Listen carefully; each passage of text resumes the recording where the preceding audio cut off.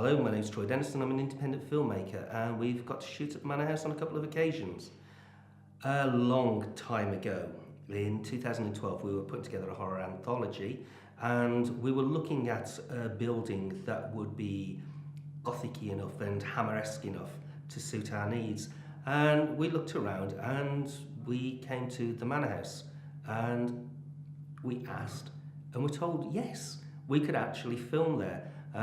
So with the help of Samuel and Dudley Council and the staff there, we did a couple of blocks of filming through 2015 and early 16. And it was fantastic, beautiful building, great team who worked there, and the locations were amazing.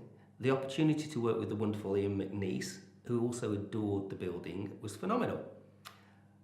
The room we shot with Ian was the Great Hall, and we also screened the film there across Halloween.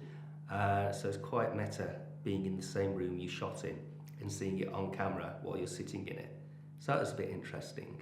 And of course, our film was a horror anthology, which did feature its own ghosts. You know, I kind of figured that the Manor House would save me some budget because it has its own spooky history.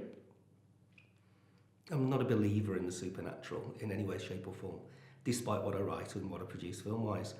However, while we were working there, on a couple of occasions, strange things did occur.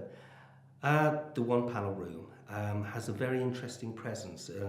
I shot predominantly in there and it went from very warm to very cool, and there was definitely the feeling of a presence there.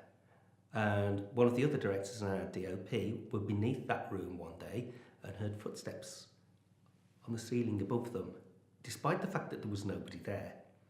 This purportedly being the most haunted room in the entire building. Our audio team, one evening, standing in the one stairwell, after quiet has been called, can clearly, on audio, hear somebody saying, "Free me, free me." Because that's not weird, right? And it wasn't just restricted to the main house. There's also the cottage standing next to it. And I was on site first the one day and opened up. I am the only person in the building. There is nobody else there. And I'm standing in the main lounge. And above my head, I hear footsteps.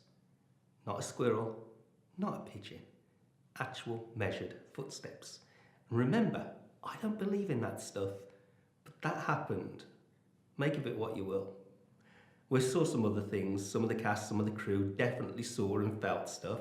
It's extraordinarily unnerving late at night, but it's also a wicked building with a fantastic history. It was a genuine honour and a pleasure to be able to film there because it gave our movie that setting that it needed, that Hammer-esque feel that we were wanting to capture. As I say, Ian loved it to bits there, we loved it to bits there, and we relish every opportunity to go back because they're fantastic.